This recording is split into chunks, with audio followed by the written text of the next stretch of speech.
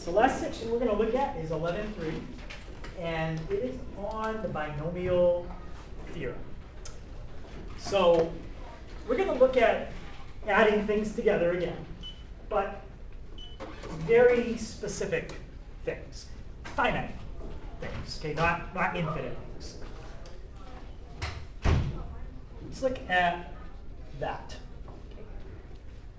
A plus b squared. Okay, I want to do that out. Okay. If I do out a plus b squared, what will I get when you expand that out?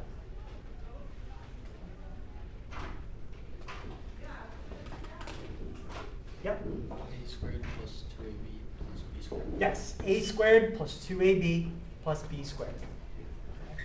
So now let's do it again. Let's do a plus b, but this time let's cube it. Now that is a series. A series is just when you add up a bunch of terms, and that's exactly what I'm doing. I'm adding up three things. So this is a finite series that has three terms in it. Let's do a plus b cubed. So now take a plus b squared,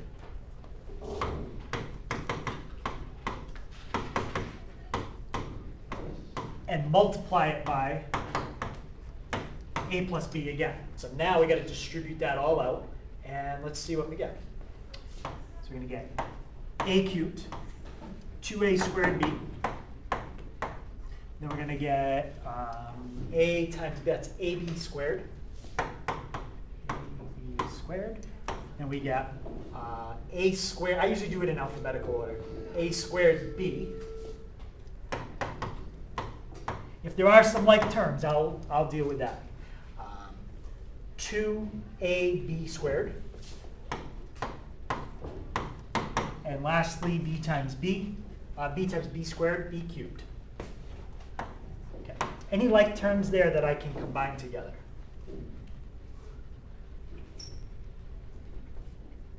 Yeah? The ab squared plus 2ab squared. So we got a 2ab, oh, you said something different, sorry. You said ab squared and 2ab squared. Okay, we can combine those. Yep. Anything else I can combine together? Yeah? A squared b. A squared b with what? 2a squared b. Yeah. So that's going to leave the a cubed and the b cubed you can't combine. So you end up with a cubed, 3a squared b, 3ab squared, plus b cubed. And I already have that done out right there. Now, I'm not going to go through it again and again, but here's what you get when you do it to the fourth power, and here's what you get when you do it to the fifth power.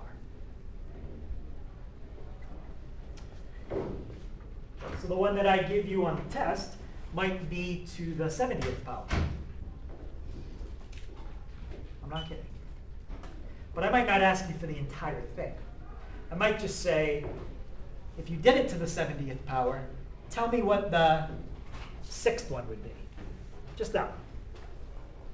And there's a way to figure out what it would be if you start to see some of the patterns here. So what are some patterns? Anybody notice anything about the expansion and the one that it came from? Anything at all? Yeah? The highest exponent is the same. Yeah, the highest exponent on the expansion is equal to the exponent on the original. Yep, so that happened in all of these. Okay, anything else? Yeah? The exponents and all the variables add up to the number? Yes, if you look at the pairs, like where you don't have one, just put a 1. But if you add up the exponents, 4 plus 1 is 5. 3 plus 2, 5. 2 plus 3, 5. The pair of exponents always add up to that number right there. That's an important pattern we can notice. Still looking at the exponents, does anybody notice another pattern with the exponents? Yeah. Kind of like the layout of it, when you organize it in what you're supposed to. do. It goes from like the biggest value to the smallest value of exponent in the middle of it. So yeah, on A, you're starting with the biggest exponent, 5, and going down, 4, 3, 2, 1, and then the last one is like a to the 0, it's gone. And then the exponent on B is the opposite. You're starting with b to the 0, you don't have it, and then b to the 1, b to the 2, 3, 4, and 5. So the exponents on B go up. Okay? There's two other things that are important. Anybody notice anything else? Yep. Coefficients, Yes, the coefficients. Those are very important. 1, 5, 10, 10, 5, 1. Yeah, what do you notice about those?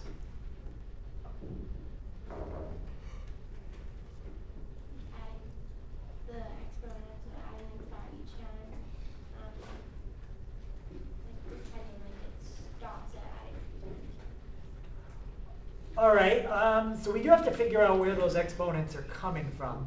But like in this one, we don't add 4 each time. Like 4 plus 4 would give me an 8.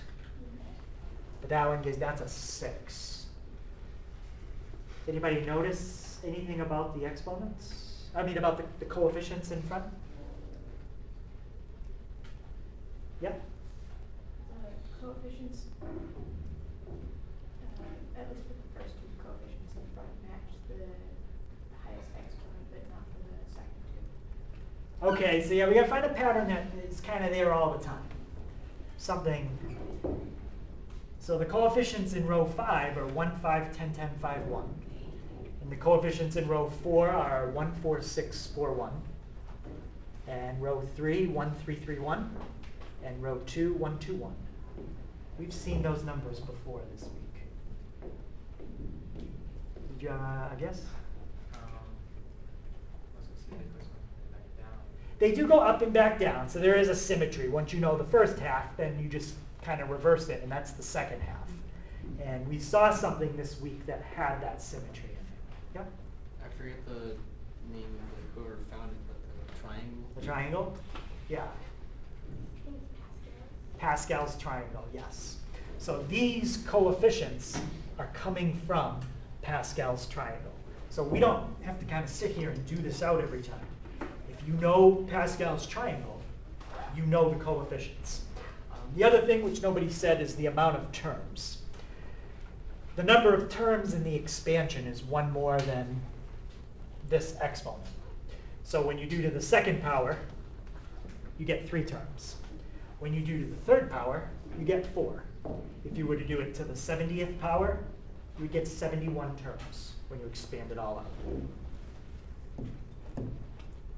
So the coefficients in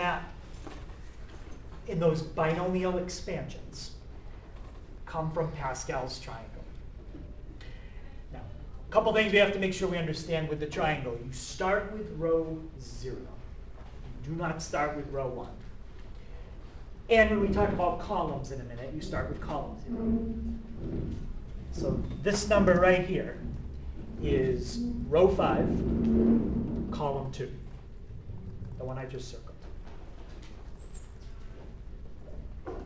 Each row begins and ends with a 1. And then to get any other number in the triangle, you add the 2 directly above it. 4 plus 6 gives you 10. 10 plus 10 gives you 20. Next one down here would be 35. So now, if I asked you to do something to say the 70th power, right? If I asked you to do this,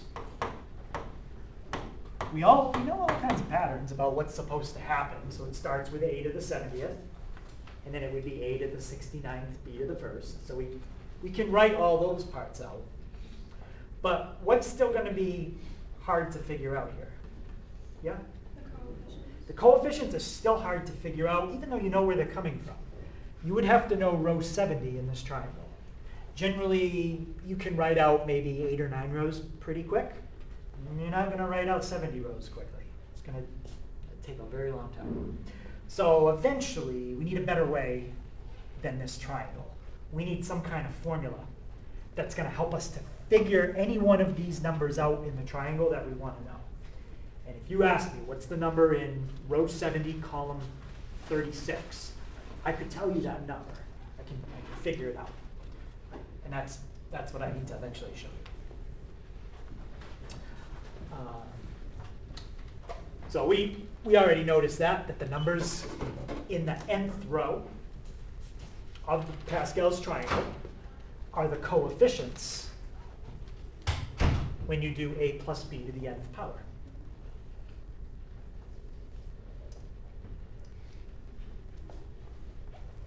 So let's practice just expanding a few binomials. Let's write out their sum, okay, the series. But we'll keep the exponent small enough that we can manage it by hand. Okay, so let's do a plus b to the sixth. Well, I do have that written out right here. That's the sixth row. All right, so without doing a plus b times a plus b 6 times, let's see if we can write it down using the patterns we saw. Okay. Anyone think they can tell me what the very first term, when you do the expansion, is going to be? Yep. Yep, it's going to be a 1, a to the sixth. First term and the last term are the simplest ones. So 1, a to the sixth. Plus, what about the next term? Yep. 6, a to the 5th, b. 6, you get that from the triangle. Exponent on a drops down. Exponent on b goes to a 1. Yep, so 6a to the 5th b. Next term. Yep. 15, a to the 4th, b to the 2nd. Yep. So we get the 15 from the triangle. The a goes down. The b goes up. Okay, so 15 a to the 4th b squared. Next term. Yeah. 20, a to the 3rd, b to the 3rd.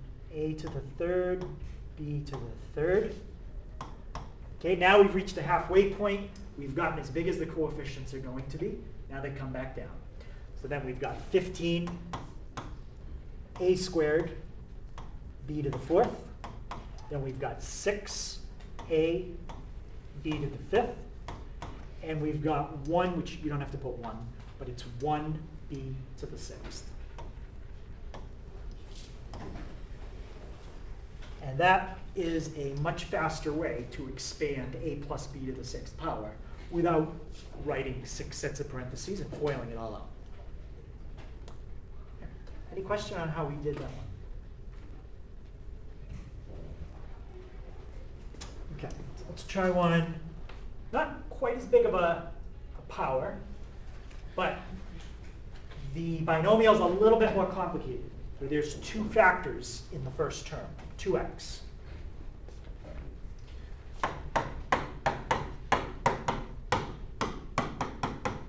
You should be able to generate that pretty quick, right? To at least up, to the 4th, 5th, 6th row. So 4th row, 0, 1, 2, 3. There's your 4th row.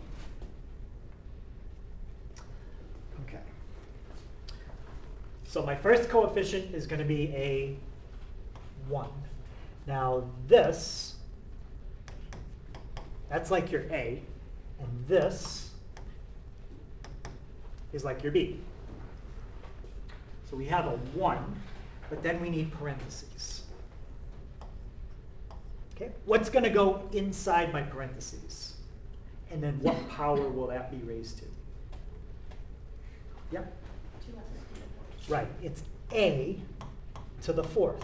The thing is, a this time is has 2 factors, a 2 and an x. So we're going to have to come back and do that out. Okay, so 1 times 2x to the 4th plus. Okay, what's going to be my next term?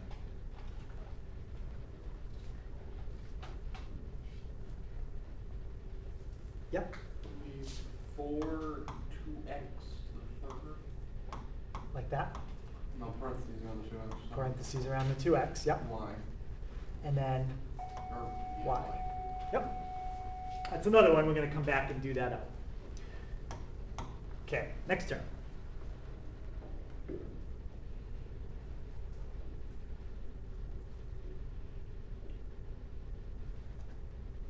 Yep. Lauren? Would it be 6 and then parentheses 2x to the second, y to the second? Y to the second.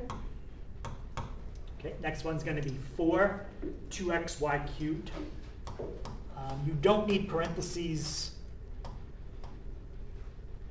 We don't really need them around the 2x anymore because we're raising 2x to the first power. So it's 4 2x to the first power y cubed. And then the last term, well, the 2x is gone now because it would be 2x to the 0. The coefficient is a 1, y to the 4th.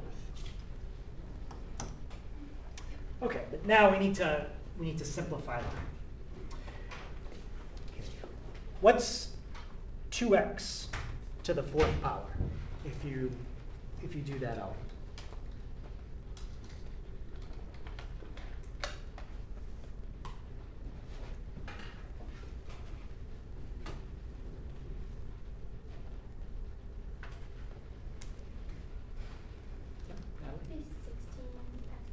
Is 16x to the 4th. 16x to the 4th times 1. So just 16x to the 4th. Okay, now the next one. What's 2x to the 3rd power? Just that part. 2x to the 3rd. Yeah? It's 8x to the 3rd times 4. That's 32x to the 3rd y. Okay. How about 2x squared? Yep. 4x squared times 6. 24. So 24x squared y squared. Okay, and now this part, we just have 4 times 2. So 8xy cubed. And the last part, there's nothing else to do. So that is the answer I'd be looking for. So same idea as the first one, but because you had 2 factors in the first term, when you raise that to a power, you can simplify anything that had a number. Any questions on that one? All right, let's try one more of those.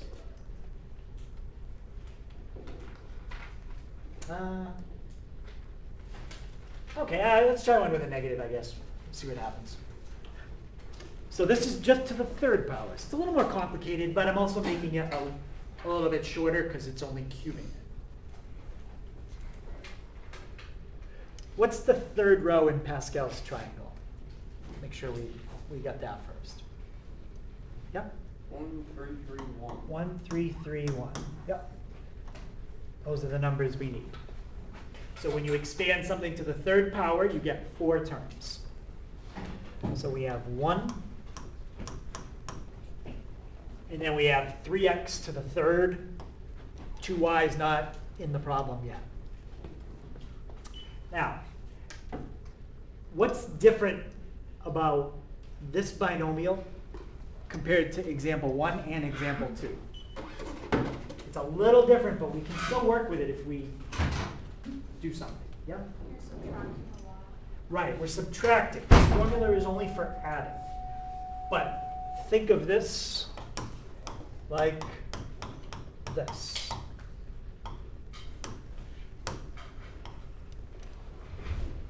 If you think of it that way, then you can still do the same pattern.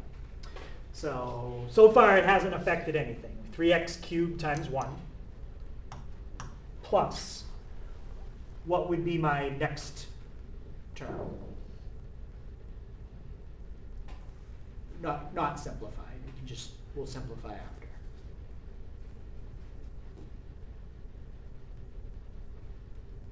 Yep. One guess here. 3. Parentheses 3x squared. 3x squared. Parentheses -2y. Yep. To the first. So that's your second term. Okay. 3rd term, it's going to start with a 3. And then what's going to go next to that? Yeah? Parentheses 3x. Oh, and then parentheses -2y squared. Squared. And then the last term is a 1. The 3x is gone. And now it's negative 2y cubed. Okay, so now let's do that out and get our final answer. Okay, so 3x cubed. And we might want to do this in steps. What's 3x squared? 3x all squared. Yep. 9x squared. That's 9x squared. What's 3? And we can combine this, and that. What's 3 times 9 times negative 2?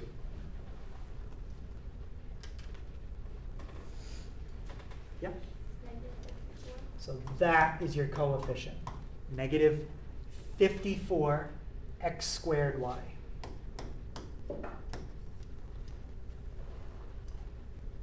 Okay, let's look at the next one. What's negative 2y squared? Yeah?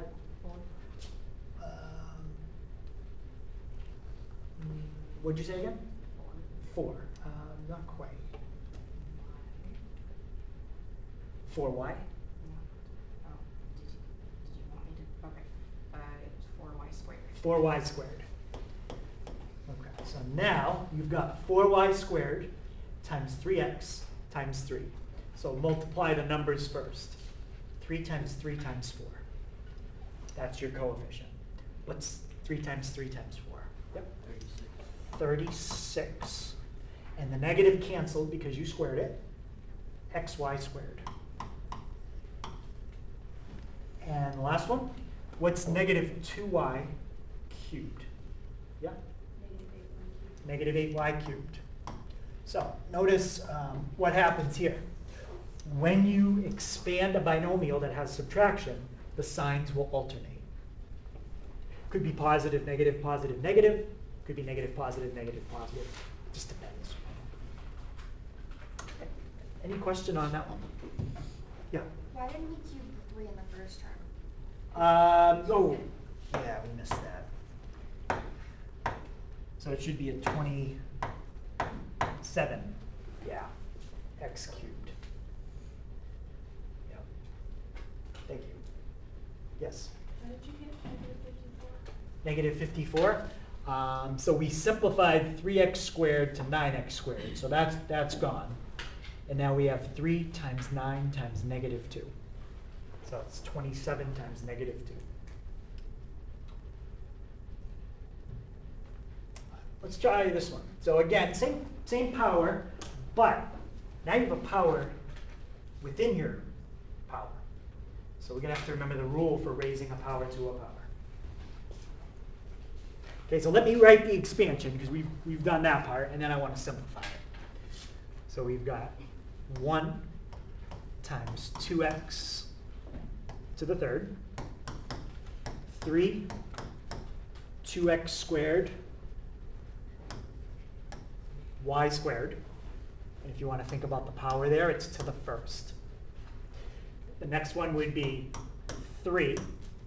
Drop the power on the 2x down to a 1. Increase the power on y squared to a 2. And the last one would be a 1. The 2x is going to drop to a 0. And the y squared is going to go up to a 3.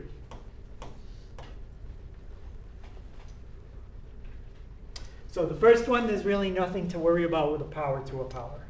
It's just 8x cubed. Okay. What's my, well, let's start with this. What's 2x squared?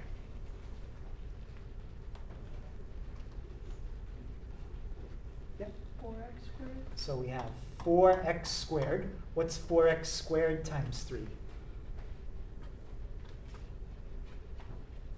12x squared. So it's 12x squared, and it's just y squared to the first. So you still don't have to worry about a power to a power. Okay, but the next one.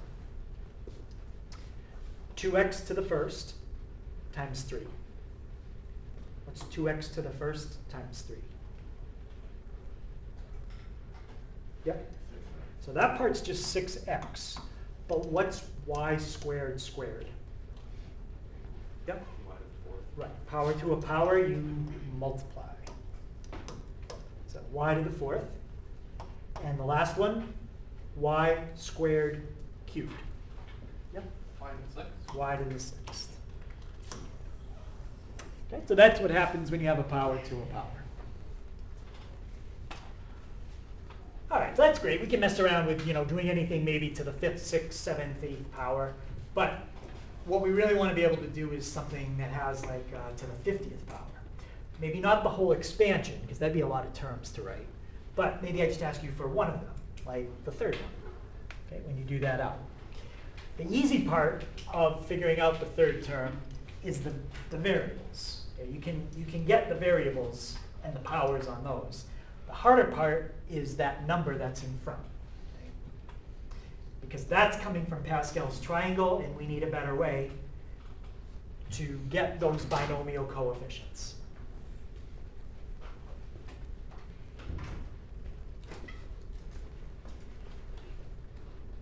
Okay, so I'm going to show you a better way.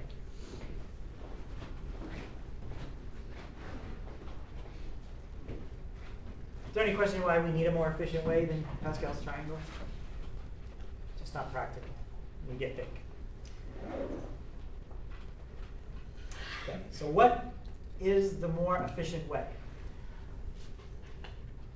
The more efficient way is to use what's called a factorial. Has anybody used factorials before? Or remember factorials? Okay, so we're not going to go into the proof of the formula, but I will show you the formula and how to use it. Okay, so the symbol that we use for a factorial in math is an exclamation point. So what the exclamation point means is you take every number, like if you had, say, 5 factorial, means you multiply every number from 5 all the way down to 1. 5 times 4 times 3 times 2. And the way that you would pronounce this, if you were going to read that, is n. You get excited because it's a factorial. So in this case, n factorial is 1 times 2 times 3 times 4 times every single number up to n. In this case, you just say n. It's just n. Right? So that's a product of every single number from n all the way down to 1. It's kind of like what we did with sigma, right? With a sigma, you're adding a bunch of numbers together. This is multiplying a bunch of numbers together.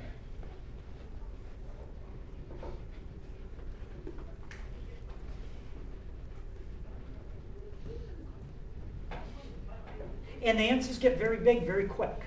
So we need to learn how to deal with numbers that are too big to put into the calculator.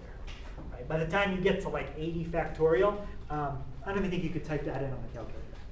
I think it would probably just tell you that it's an error. So 80 math, I think it's under probability, and it's option 4. Can't do it. And 80 is not even that big of a number. So what if I had to do 5,000 factorial? I mean, calculator's not going to help. So I got to show you how we work with factorials. So let's start with some of these. 0 factorial is more of a definition. It doesn't make sense to multiply every number from your number, because the definition of a factorial is multiply every number from that number down to 1. Well, how do you multiply every number from 0 down to 1? Up to 1. You can't go down to 1. So that's more of just a definition. 0 factorial is always 1. 0. It might be a quicker way to get to the exclamation point. I don't think there's a button for it on there, though. So maybe not. Okay, so that's 0 factorial. What do you think 1 factorial would be? The product This one makes a little bit more sense. Product of every number from 1 to 1. Yeah? Yeah. Yeah. 1. That's also 1. How about 2 factorial? What would that come out to? Yeah, 2. So not really getting that big yet. How about 3 factorial? Yeah? That's 3 times 2 times 1. That's 6. And then 4 factorial? How much would that be? Yeah? 24. And what about 5 factorial? Yeah? 120. So by the time you get to 5, you're already at 120. Once you get to 7, you're in the thousands. So factorials get very big, very quickly.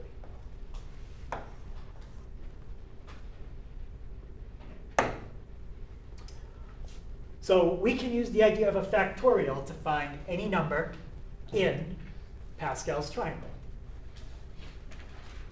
And the key is we're going to have to know the row and the column that you want to find the number in. If you know the row and the column, we can plug those into a formula. In our formula, n is going to represent the row, r is going to represent the column. And the notation we're going to use is that. That's the notation for being in a certain column and a certain row. Column on top, row on the bottom. Can't switch that. So if I write this, row, yeah, that would work. No, that wouldn't work. The other way. That would mean I want you to go to row, no, I had it right the first time. I would want you to go to row 5 and then go to the 3rd column. So row, column, row, column.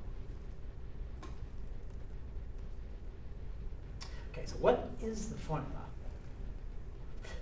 Well, I'll show you in a second. Remember, when you are labeling the rows, you start with row 0, column 0. Do not start with 1, start with 0. And you can pronounce this as row 5, column 3, or you can pronounce it as 5, choose 3. The reason we can say it that way is because that gets into a little bit with probability.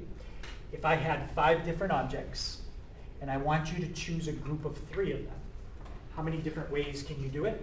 Well, if you go to Pascal's triangle, it'll tell you how many ways you can do it. And when we say choose here, if we were choosing objects, the order doesn't matter. Right? That's different. This would be like if you had like a table in front of you and you had 5 prizes on it. And I said, go ahead and pick any 3 you want. It doesn't matter which prizes you pick in which order. You're going home with 3 prizes. You pick them in any order you want. You get a group of 3 prizes.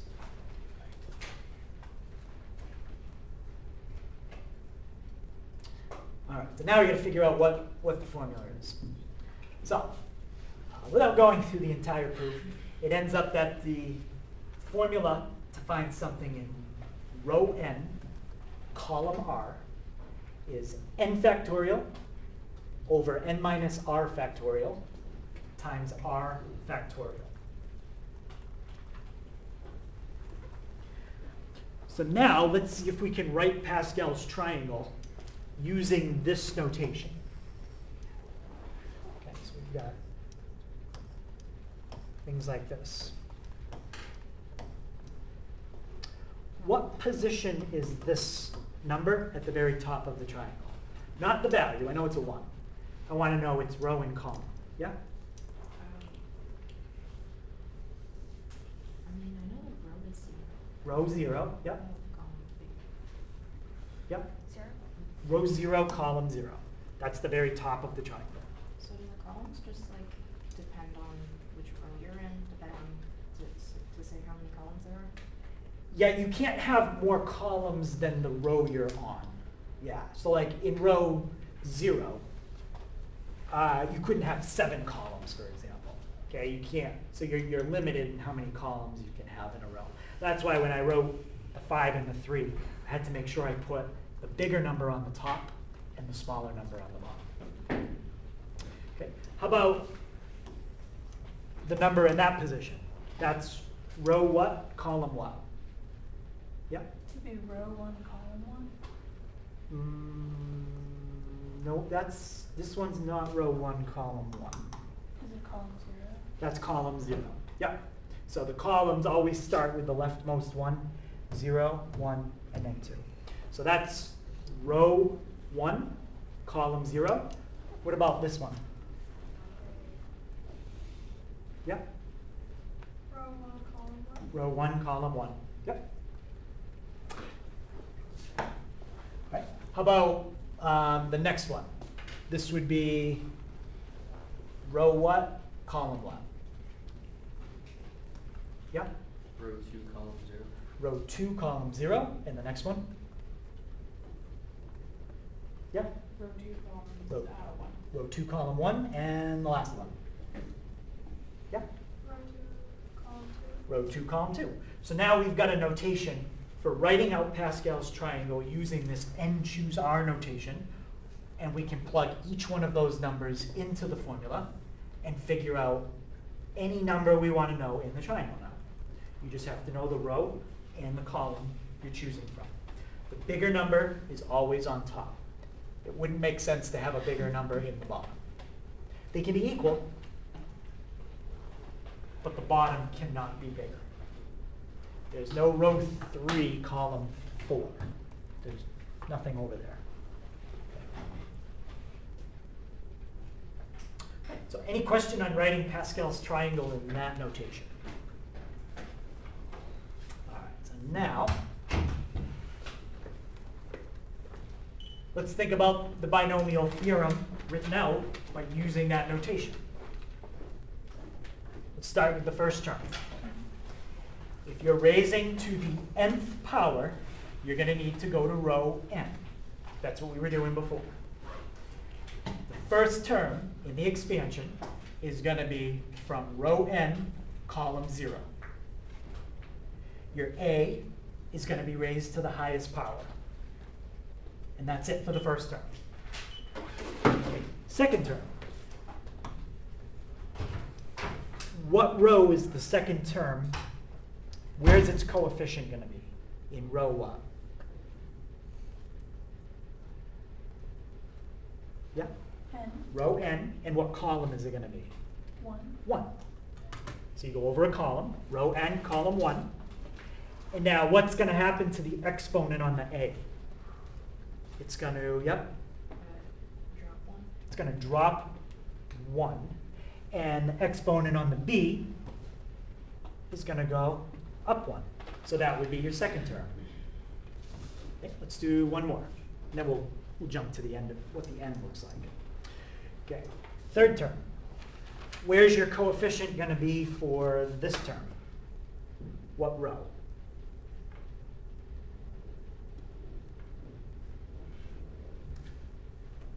Yep. Nth row, what column? 2. So you're going to have to figure out the number in row n, column 2. What's going to happen to the exponent on the a again? Yeah. It's going to decrease 1. So now it's going to go down another 1. So it's going to a minus 2. And what's going to happen to the exponent on the b? Yep. It's going to go up 1. So now instead of b to the first, now it's b to the second. Right? And you keep repeating this until finally you get, when you get to your second to last term, okay, that's where these numbers are 1 away from being equal. Okay? The bottom one is 1 smaller than the top. The next step is it's going to be the same as the top. Okay? But in this step, it's 1 smaller. So you get to this step. The a is about to disappear. It has the smallest exponent that it's ever going to have, and the b has the second biggest exponent that it's going to have. So it's 1 less. And then the very last step in the expansion, these two numbers are the same. You're at row n, column n. You're all the way at the bottom right of the triangle. The a is gone, and the b now has the biggest exponent. So that's kind of a generic expansion of the binomial theorem using that new notation. Okay, so what I want to do now is just try finding some binomial coefficients. So let's try to find 6, choose 4. Now, that's only row 6. I think we did it to row 6. So we could go back and look at what the answer is before we even start. Row 6, column 4. Okay, row 6, column 0, 1, 2, 3. There you go. It's going to come out to 15. But let's see if we can get 15. Because then we're going to do row 9. We haven't gone that high. Okay, so just keep 15 in mind. So n factorial over n minus r factorial, r factorial. Remember which one is n. N is the top, r is the bottom. Okay, so that's n, that's r. Okay, so what's going to go in the top of my formula? We don't have to do it out. Just tell me what's going to be. Yeah, you could say 6 factorial, or you could say 6 and get really excited. Right? So 6 factorial. So that's n factorial. What's going to go inside there? Yep. 6 minus 4. 6 minus 4 Factorial. factorial. N factorial. N minus r factorial. One more thing I need next to that. 4 factorial. Now, I'll write this out the first time so you can see what happens, but we don't want to do 6 factorial. Right? It's going to be a big number. We don't want to have to do that out. We're going to have 6, 5, 4, 3, 2. In the bottom, we're going to have 2 factorial, which is just 2, times 4, times 3, times 2, times 1. When you're working with factorials, the goal is to cancel out a big chunk of them that are the same. If you look at the 2 biggest factorials, they both have what in common as far as factors? Yeah? 4, 3, 2, 1. 4, 3, 2, 1. You can always completely cancel a smaller factorial into a bigger one. 4, 3, 2, 1. That just made the arithmetic a lot easier. Now you're left with 30 divided by 2, which is exactly what we said when we looked the answer up. 15. Okay, let's try it on the bottom. Okay, what's going to go in the top? Yeah? 9 factorial. Okay. What's going to go in the bottom as my first factor? Yeah? 9 minus 5 factorial. 9 minus 5 factorial, which is 4 factorial. And what goes next to that? Yep. 5 factorial. So now, if you completely cancel out the bigger factorial in the bottom with the 1 in the top, what are you left with in the top? What times what times what? Well, go down as far as you need to. Yep. 6 times 7 times 8 times 9. Yep. So I'm just going to write it. You're left with 9876 because 5432 is going to cancel out with that 5432. And what's left in the bottom is still 4 factorial. Since we're dealing with a number of ways you can choose 5 objects out of 9, okay, there's 9 prizes in front of you, you can pick 5 of them. There has to be an integer number of ways to do that. You can't have like 2,000.5 ways. So every number in the bottom has to cancel with a number in the top. Okay, so 4 goes into itself once, goes into 8 twice. 2 cancels with the 2. It doesn't matter how you cancel it. Like I could cancel the 3 into the 9 or into the 6. That doesn't matter.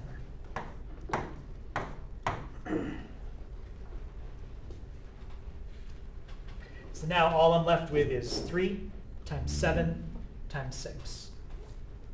That's 21 times 6.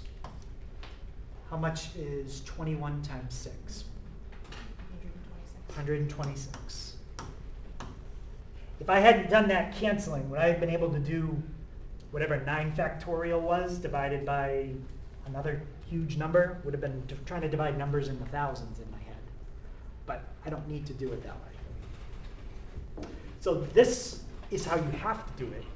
If I said to you do something like row 50, column 3, you're not going to be able to even type in something that big. Maybe 50 you could, but I know 80 you can't.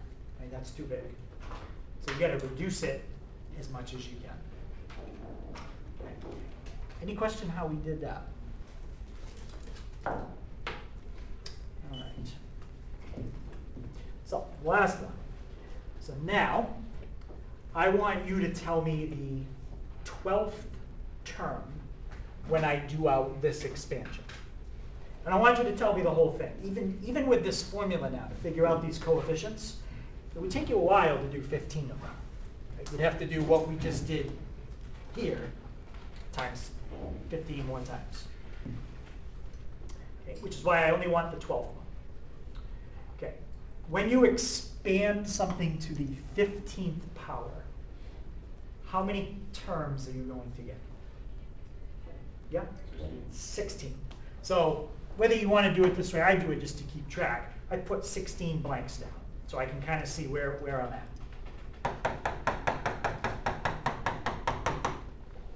I think that's 16. So I'm looking for the 12th term where the first one is the 0th. So 0. 1, 2, 3, 4, 5, 6, 7, 8, 9, 10, 11, 12. That's the one that they want me to figure out. Any question on that? All right. So now, first thing we want to do is figure out, we're going to have a 2x and we're going to have a 3y. We have to figure out the powers. So we're going to have a power here, a power here, and then we got to figure out the number in row 15, column 12 in the triangle. We can do that after. These numbers are the easier ones to find. In the first term, you would have 2x to what power? Yeah? It would be to the 15th. So figure out what it would be down there. 14, 13, 12, 11, 10, 9, 8, 7, 6, 5, 4, 3. So it's going to be 2x to the third. And now the 3y, we can figure that one out. We don't really have to count again. It's going to be 3y to the what? Yeah? 12. Has to be 12 because they have to add up to 15. Now we got to figure out the number that goes in the front.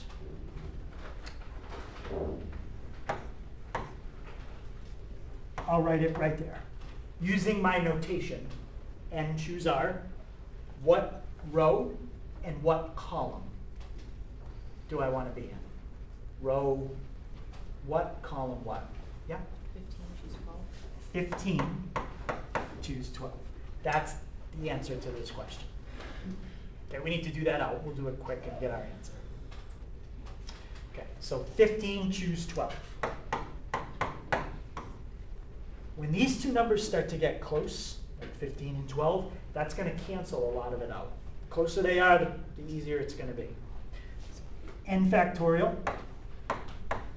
n minus r factorial, r factorial. What's left in the numerator when you cancel 12 factorial into 15 factorial? Yeah. Just 15, 14, 13. Everything from 12 down is gone.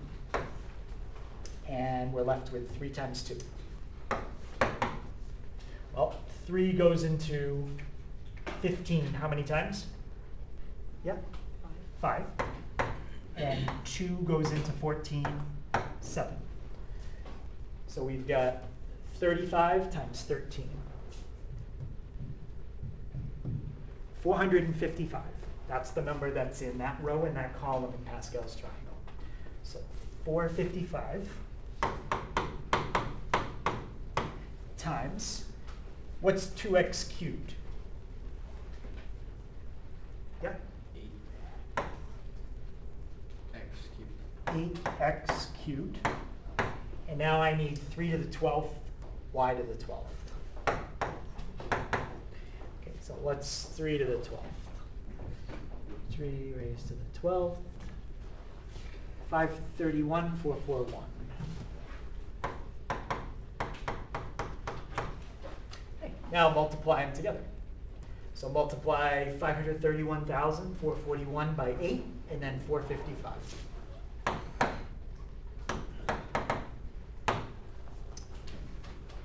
That's big. So just put that there, and then on the end of it, put an x, if I can write. Put an x to the 3rd, y to the 12th.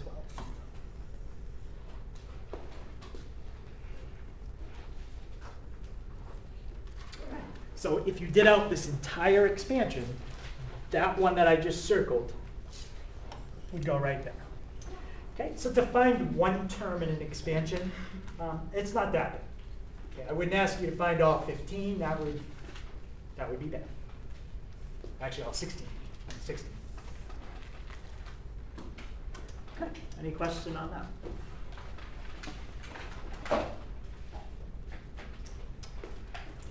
All right, so that's 11.3.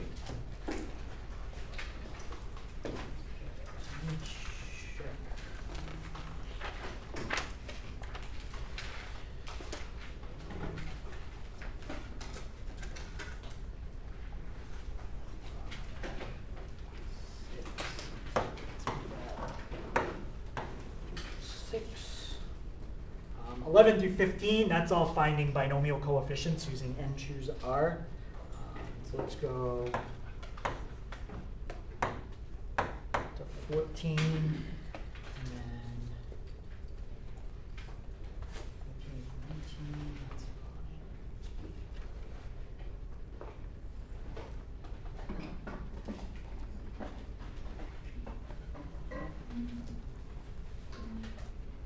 Let's do 21 and 23.